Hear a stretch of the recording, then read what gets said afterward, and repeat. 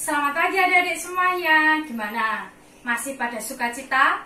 Masih pada semangat untuk sekolah minggu? Coba kalau sukacita beri senyum ke kanan, ke kiri, senyum kepada papa mamanya ya. Sudah siap memuji dan memuliakan nama Tuhan? Tapi sebelumnya kita mau berdoa dulu ya. Coba sikap doa yang baik. Lipat tangan, tutup mata, tunduk kepala. Mari kita berdoa.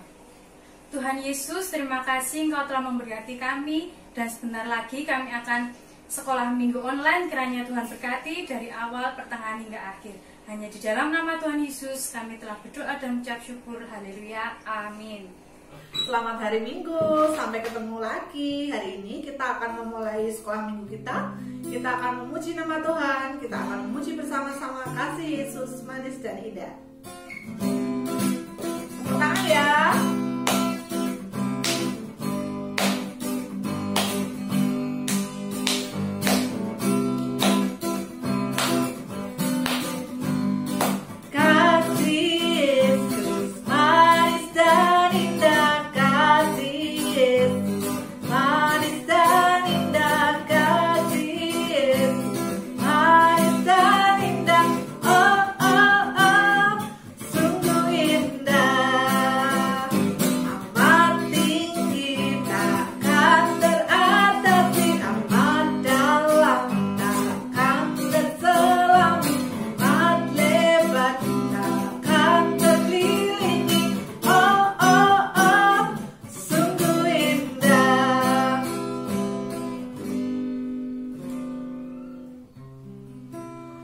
Sebelum kita memasuki firman Tuhan, kita memujikan Bapa. Terima kasih karena kita mau berterima kasih karena Tuhan akan berfirman buat kita.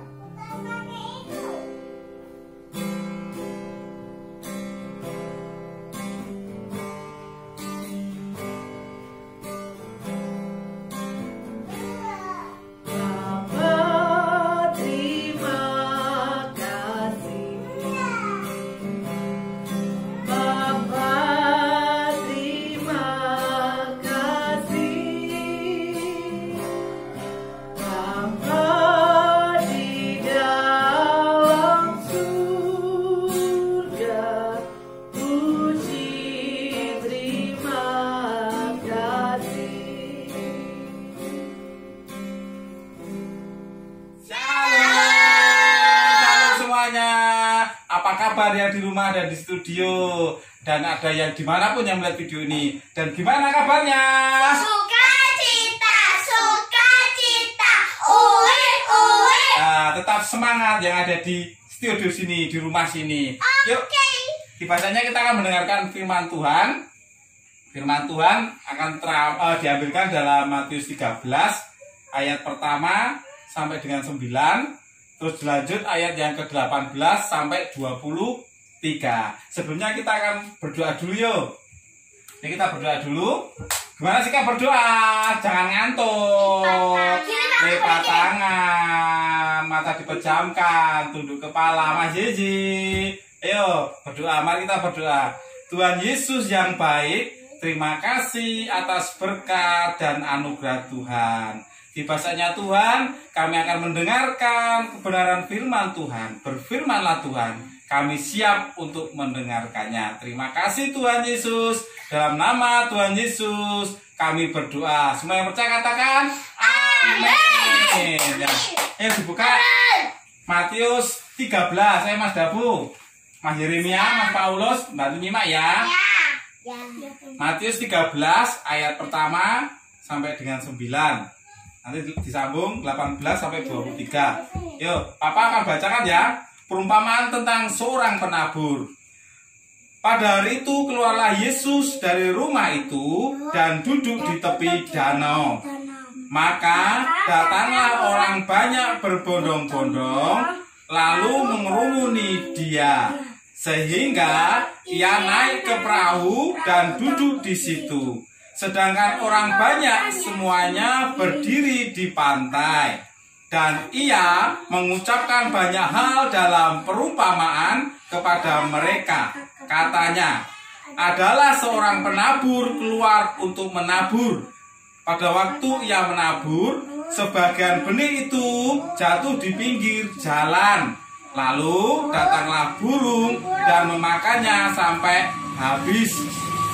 Ayat yang kelima, sebagian jatuh di tanah yang berbatu-batu, yang tidak banyak tanahnya.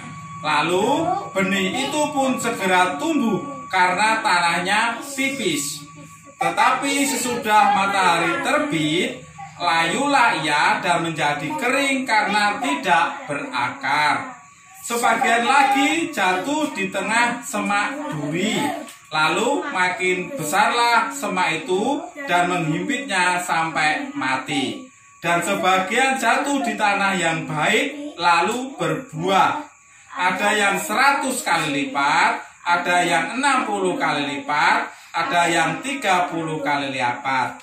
Siapa bertelinga, hendaklah ia mendengar. Yuk dilanjut ayat yang ke-18.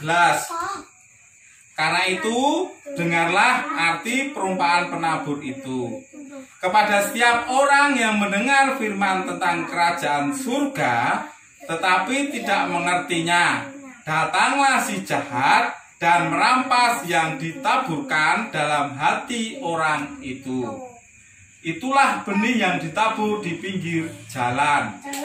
Benih yang ditaburkan di tanah yang berbatu-batu ialah orang yang mendengar firman itu dan segera menerimanya dengan gembira.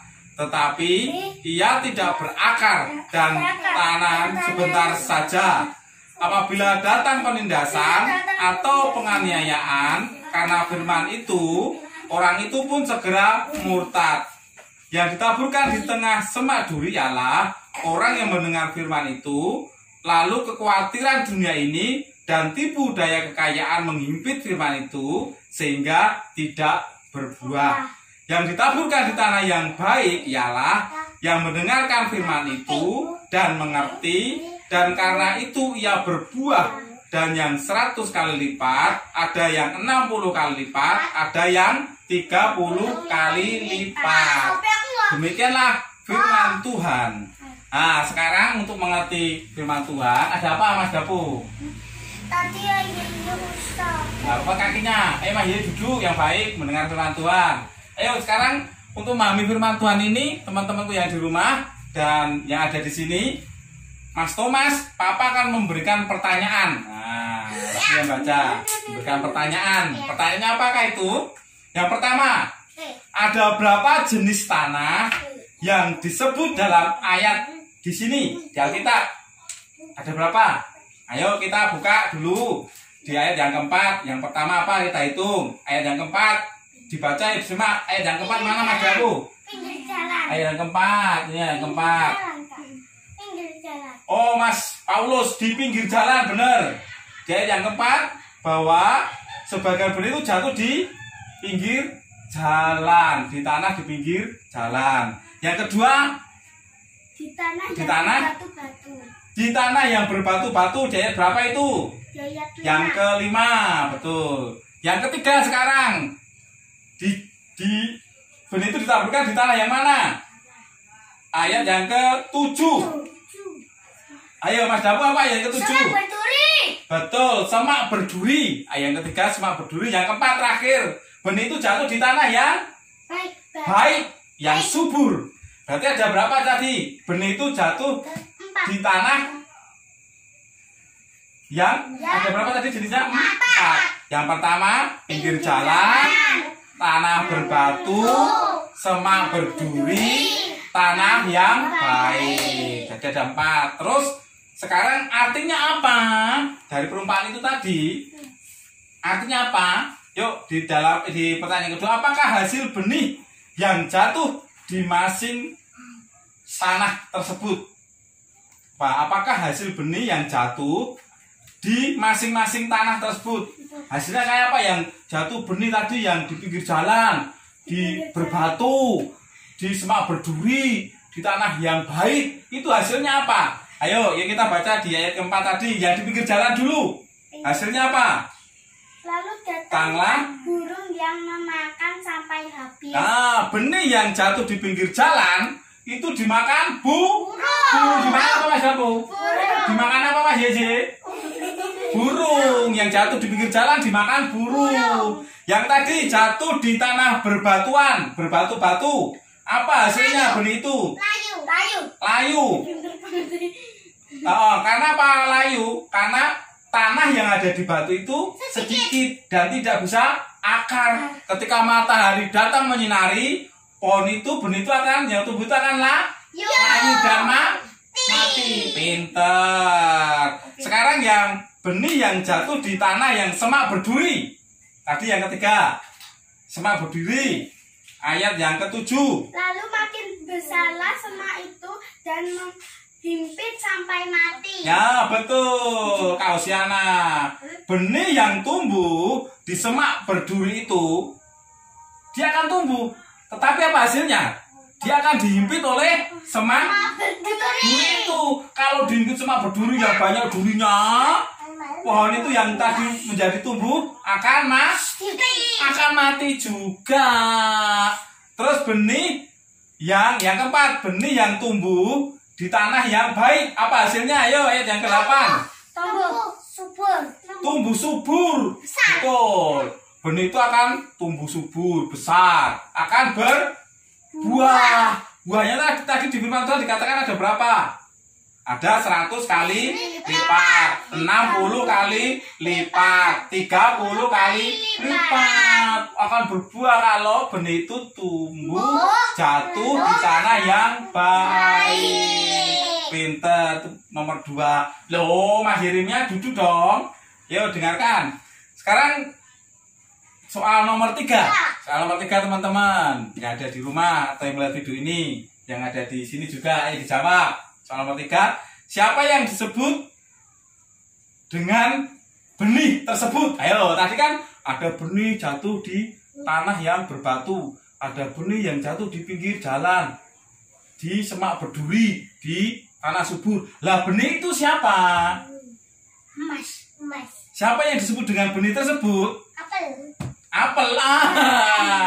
Benih itu apa tadi, Kak Osi? Yang ditaburkan di tanah yang baik ialah orang yang mendengar firman itu. Bukan arti benih. Benih. Siapa yang disebut dengan benih? Benih itu adalah orang. Orang. Ya, Papa Thomas. Ya, Kak Osi, Mas Paulus, Mas Dapung, Mas Yeremia. Benih itu adalah orang yang mendengarkan firman Tuhan. Tapi benih itu apa? Teman-teman, orang yang mendengarkan firman Tuhan. Itu benih yang tadi disampaikan firman Tuhan. Yang terakhir, jadi pertanyaan keempat. Apa artinya menjadi anak-anak Tuhan yang menjadi benih yang ditaburkan di tanah yang baik?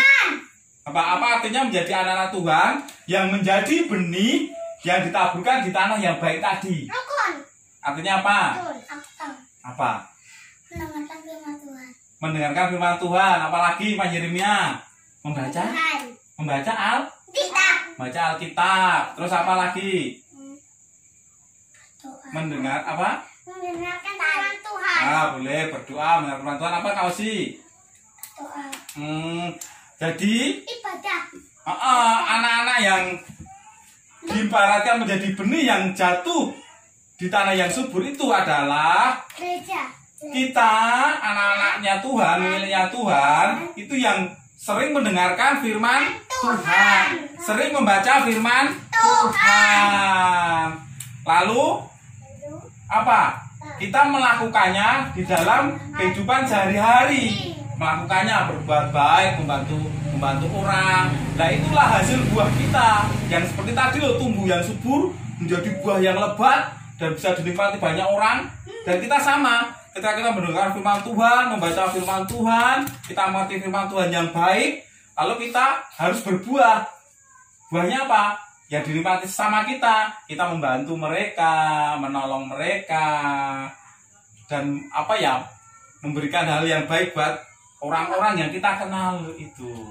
Makanya kita harus menjadi benih yang tumbuh di tanah yang baik. Dan kita harus melakukan firman Tuhan dalam kehidupan kita hari lepas hari. Demikian teman-temanku semua, adik-adikku semua yang mendengarkan firman ini dan teman-teman di sini, kita belajar akan perumpamaan tentang apa tadi?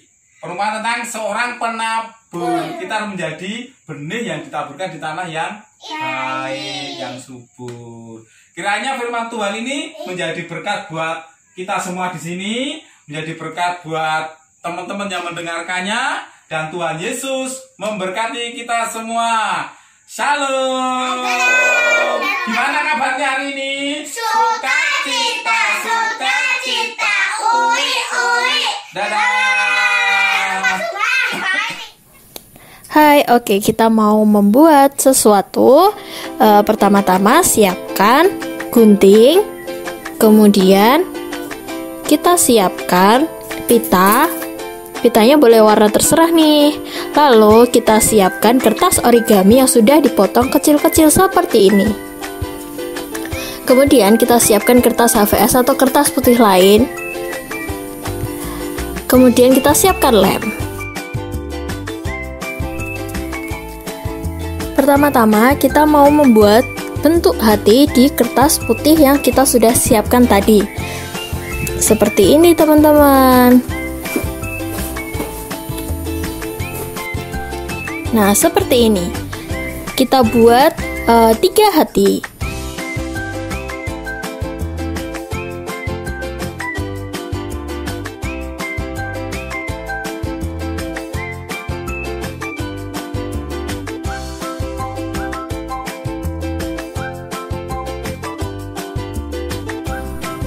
Kemudian kita bentuk lubang di antara sisi hati seperti ini. Lubang ini nanti untuk dipasangkan pita. Setelah itu, kita berikan lem pada hati seperti ini.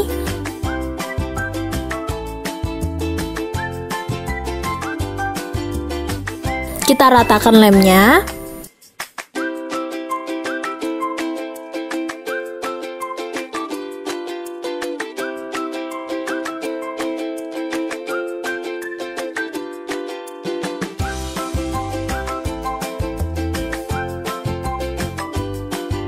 Jika sudah diratakan lemnya, hati yang lebih kecil dari hati yang besar ini ditempelkan pada hati yang besar.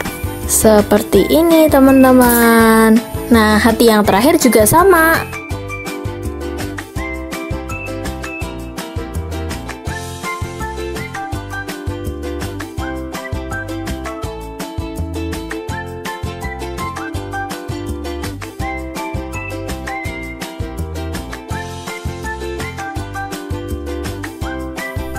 Nah, seperti ini teman-teman. Kemudian kita berikan lem pada hati yang paling depan dan yang belakang. Fungsinya nanti untuk kita taburkan kertas origami yang sudah dipotong kecil-kecil tadi.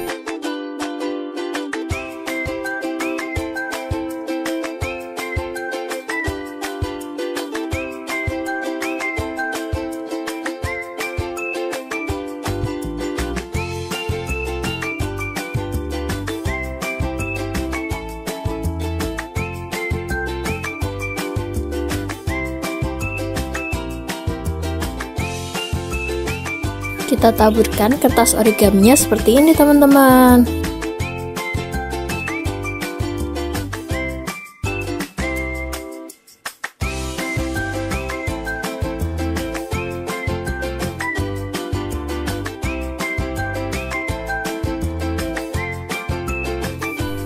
Nah, hasilnya nanti akan seperti ini teman-teman. Setelah itu kita siapkan pita seperti yang sudah kita siapkan tadi. Kita masukkan pitanya ke lubang yang sudah kita buat tadi. Di kedua lubang ya, jangan lupa. Kemudian agar tidak mudah lepas, lubangnya tadi kita beri isolasi seperti ini.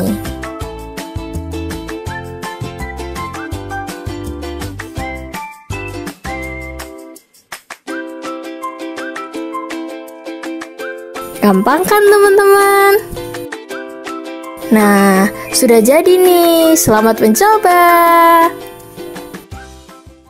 Oke adik-adik semuanya, Tadi kita sudah memuji dan memuliakan nama Tuhan, sudah mendengarkan firman Tuhan, sudah beraktivitas, dan sekarang kita mau tutup sekolah minggu kita dalam doa. Lipat tangan, tutup mata, tunduk kepala. Mari kita berdoa. Tuhan Yesus, terima kasih Engkau telah memberkati sekolah minggu pada hari ini dari awal sampai akhir. Kiranya Tuhan memampukan kami untuk bisa menjalankan firman Tuhan dalam kehidupan kami sehari-hari. Dan tidak lupa kami juga berdoa untuk teman-teman kami yang sakit, kiranya Tuhan sembuhkan. Hanya di dalam nama Tuhan Yesus kami telah berdoa dan ucap syukur. Haleluya. Amin. Selamat hari Minggu adik-adik semuanya.